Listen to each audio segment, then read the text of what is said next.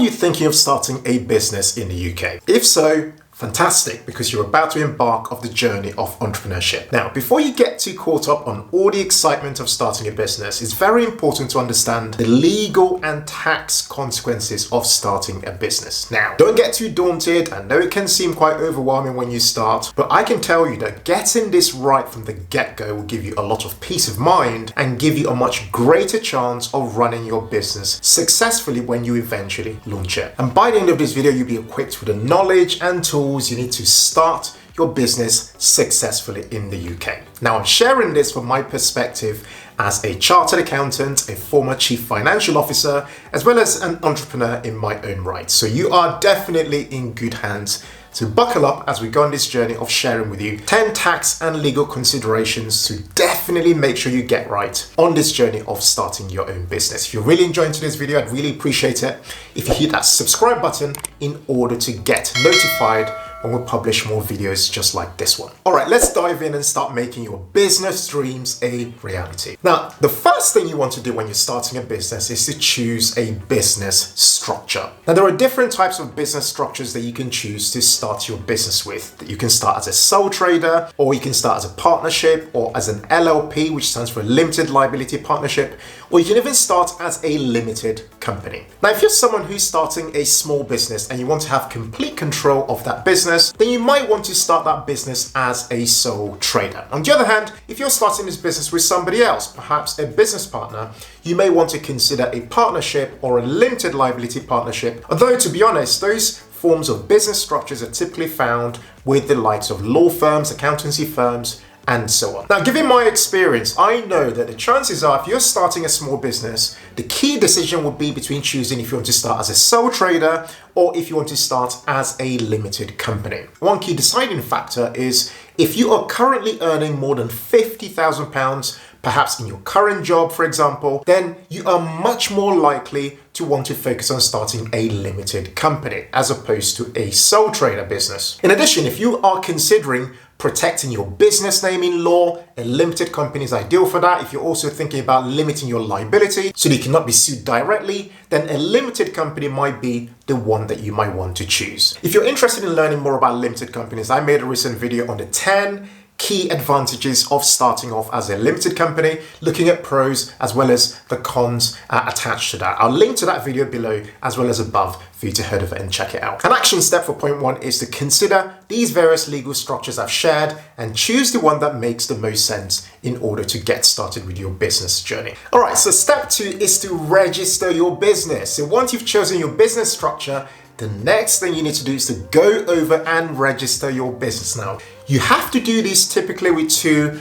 groups of organizations. The first is Her Majesty's Revenue and Customs, HMRC, and the second is Companies House if you've set up a limited company. Now, failure to do this will result in penalties, so you definitely do not want to miss this stage of starting your business. Now, once you register with HMRC, they will send you a unique taxpayer reference, a UTR number. They will send it in the post. This is super important. Make sure you watch out for that letter and don't miss it because it's the one key identifier you're going to use to speak to HMRC whenever you speak to them. On the other hand, if you register with Companies House, this is important because you need to submit key information to them, such as the directors of the business, the shareholders, the registered address, and that sort of stuff. The action step for step 2 is simply to head online and Google how to register with HMRC or how to register a Companies House and follow the steps to get started. Step 3 is VAT registration. Now, VAT is an acronym that stands for Value Added Tax. It's actually an extra tax we have to pay in the UK on goods and services, and it's currently 20%. Now, your business needs to register for VAT if your turnover exceeds £85,000. Now, that means that most businesses will not need to register for VAT, although if you are anticipating that you will turn over more than £85,000, then you want to watch very closely and make sure you're registered for VAT. Now, some businesses actually don't wait till they hit 85,000. They go ahead and do it because it offers them a level of prestige, or if they want to do it because they want to claim back the VAT that they're incurring on their business expenses. The action step for step 3 is to check if you are at that point where you are exceeding £85,000, okay?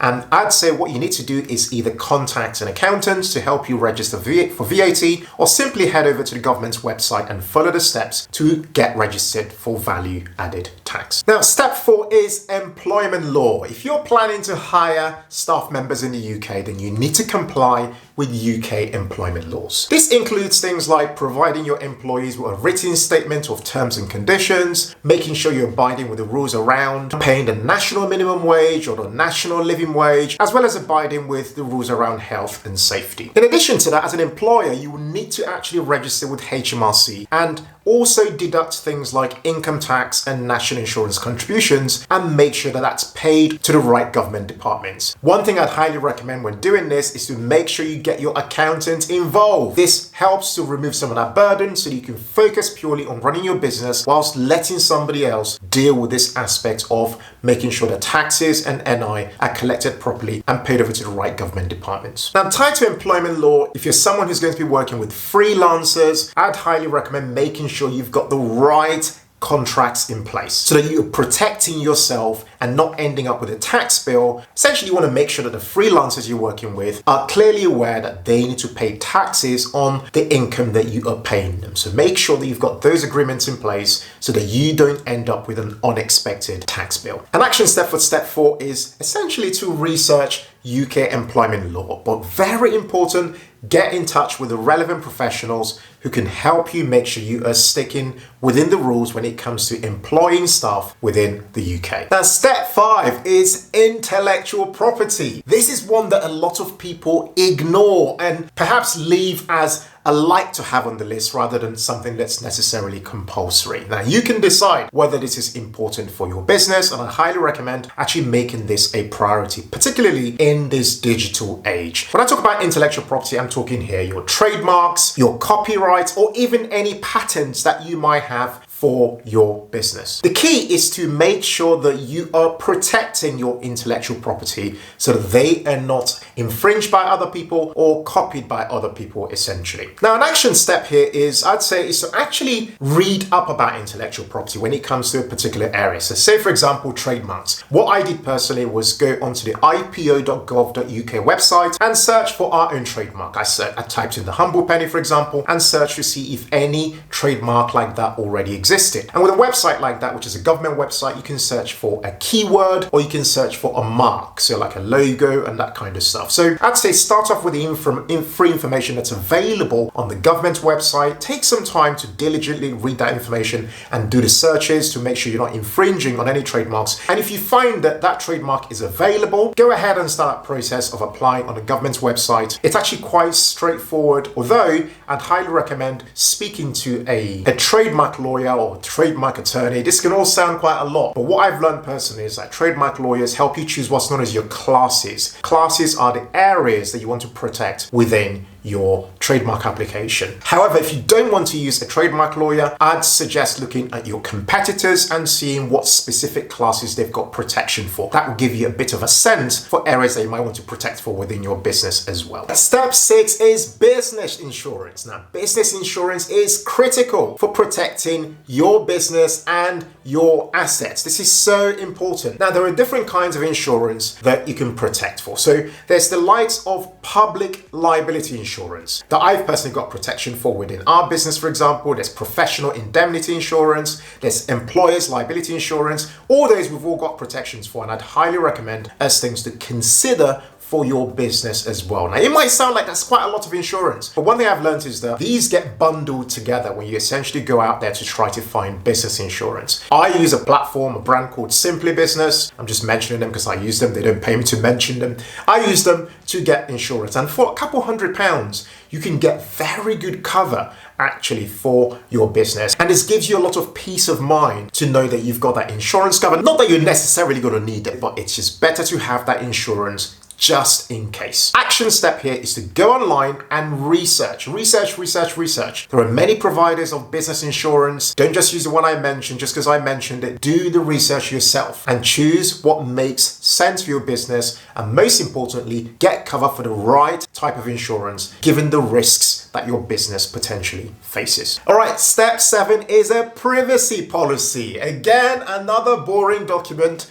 that a lot of people ignore. This is very important if you're collecting personal data. So if you're collecting names, email addresses, things like that, things that are essentially considered personal data, you need to have a privacy policy in place. Now, the UK has very strict data protection laws, particularly focusing here on the General Data Protection Regulation, GDPR. And this requires businesses to take certain steps to make sure that personal data is being protected. Essentially, you want a privacy policy that is GDPR compliant. This is very, very important. What I'd suggest here as an action step is to consult a professional who knows what they're doing. Alternatively, if you don't have the budget for this, I'd suggest using something like ChatGPT. I actually tested this before I came to do this particular video. You can have ChatGPT create a specific and tailored privacy policy for your business, and then review it, obviously, and then take that and speak to a competent professional who could then further tailor that particular privacy policy to your business. This is actually a way in which you could get it a bit cheaper because, you've done a bit of the work of getting something prepared already. Potentially, I stress. The key is that your privacy policy needs to be available, it needs to be accessible on your website or by request. All right, number 8 is terms and conditions. Now, your business or your side hustle may require terms and conditions. Essentially state what would happen in certain events. What would happen in the event of a refund? What's your refund policy? What's your cancellation policy? What are your payment terms? How do you deal with disputes? What's your dispute resolution plan? All those things need to be detailed within your terms and conditions and be available and easily accessible on your website. You might see this typically right at the bottom of a website. If you look right at the bottom, you might see the links for privacy policy, terms and conditions, and so on. The action step for this one is to make sure you create a terms and conditions that is clear, concise, and easy to understand by your customers. You don't want to be tricking anybody. You want to make sure things are really clear and in black and white. If this happens, then this. If that happens, then that. So that people know very clearly and transparently what the terms are and what the conditions are of dealing with your business when they buy your products or your services. Again, consider using ChatGPT as a start, but make sure you run your terms and conditions past a relevant professional as well. Number 9 is funding your business. Now, obviously starting a business requires some money. You can start some businesses without money, I know that, but starting most businesses requires some funding, and yours might require significant funding, and that funding can come from different sources. For example, could come from a grant, could come from loans, could come from shareholders, and so on. But here's the thing, those commitments also have contracts attached to them. And the key point I wanted to make here, as far as funding your business is concerned, is making sure that those contracts you pay complete attention to what you are signing. What you don't want is to commit to things that you did not know you committed to. So don't just read it and think, yeah, I think I've got it, I think I understand it. Get a lawyer to look at those contracts, because if you want to start in business, from what I know, having run a business for years and years and years and worked for entrepreneurial businesses all my working life, one thing I know is that for your business to be successful, you need to be very, very careful about what you are committed to from a contractual perspective. So definitely make sure that a lawyer is looking at that and properly guiding you to make those decisions. All right, and finally, number 10 is business taxes. Yes, we cannot forget taxes. Now, in addition to VAT that I mentioned earlier, you've got other taxes when it comes to running a business. There's tax on your profits, known as corporation tax. There's also another form of tax if you have non-domestic premises, known as business rates. Now, it's very, very important from a record-keeping perspective that you understand what your obligations are from a tax perspective. Making sure that you're keeping adequate records from an income as well as an expenses perspective, and overall just making sure that you are paying the right amount of tax for your specific business. Now, the action step when it comes to business taxes is to speak to an accountant. Speak to an accountant that understands businesses, because not all of them actually do. Funny enough, but that's a whole different conversation. Speak to an accountant that has your back and that really has a vested interest in making sure that your business is doing the right things. You're ticking the right boxes, you're keeping the tax office happy, and you're paying the right amount of tax. And there's no question that's silly, by the way. Ask those questions and don't assume, is what I've learned on my business journey. And your accountant is meant to be acting as your business partner effectively and giving you the right advice to make sure that you are staying ahead and having success on your business journey. Guys, I really hope you've enjoyed that video running you through the key legal and tax considerations of starting a business. Starting a business can seem complex, but I can tell you that I have never looked back since I began my entrepreneurial journey of actually exploring this whole idea of running my own business. I can guarantee that if you get these areas right, if you are diligent, if you take time and you really make sure you're getting your tax and your legal aspects right, then you have a lot of peace of mind that will free you up to focus your attention on the business of generating profit for your new business. If you really enjoyed today's video, I'd really appreciate it if you hit that subscribe button so that you get notified when we create more videos just like this one. Thank you guys so much for watching today's video. If you've got any more questions relating to starting a business in the UK, no matter how silly it might appear, jump in the comments and I will be there to support you as your business partner effectively, but online on this journey of actually starting your business successfully. Thanks again for watching today's video. And as always, in all things, be thankful and seek joy. Take care, people. Bye for now.